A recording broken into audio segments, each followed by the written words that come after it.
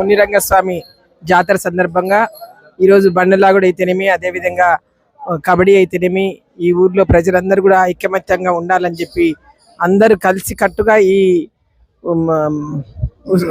రథోత్సవాన్ని తిరునాళ్ళని జరుపుకుంటున్నందుకు ముఖ్యంగా ఈ ఊరి గ్రామ ప్రజలకి, పెద్దలకి, అదేవిధంగా కడప నుంచి వచ్చినటువంటి బొమ్మ కృష్ణారెడ్డి గారికి, చాట శ్రీనివాస్ గారికి, అదేవిధంగా ఈ ఊర్లో అన్నింటినీ కూడా ముందుండి నేనే ఉన్నానన్నటువంటి మా చిన్నమ్మదికి, అదేవిధంగా అందరికీ కూడా గ్రామ ప్రజలకి, పెద్దలకి, ఇక్కడికి వచ్చినటువంటి ప్రతి ఒక్కరికి కూడా పేరు పేరున నేను నా యొక్క నమస్కారాలు తెలియజేస్తున్నాను.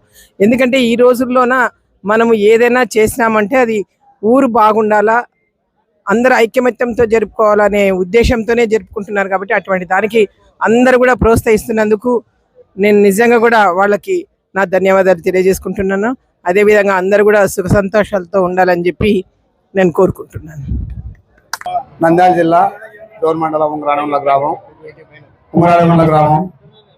మా గ్రామంలో పురాతనం నుంచి కూడా మునిరంగస్వామి తిరునాళ్ళని ప్రతి సంవత్సరం ఫిబ్రవరి నెలలో పున్నమికి జరగబోతుంది.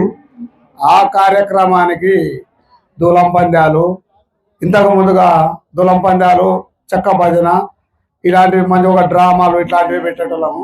కానీ ఈరోజు కబడ్డీ పోటీలు కొత్తగా పెట్టినాము. ఈ క్రీడాకారులు రాష్ట్ర వేడిగా మన గ్రామానికి వచ్చి 32 టీములు పోటీగా దిగి పోటీ పడి గెలుచుకుంటూ ఫైనల్గా వచ్చినారు. ఇప్పుడు గోనెకొండల పంచలింగాల ఫైనల్ మ్యాచ్లో ఉన్నారు. కాబట్టి వీళ్ళు మంచిగా ఆడి వీళ్ళు ఇలాగనే సమస్యలు లేకుండా మంచిగా పోర్చుకుంటే రేపు నాడు ఇంకా పెద్ద ప్రైజ్లైనా పెట్టడానికి మేము గ్రామం తరఫున సిద్ధంగా ఉన్నాము.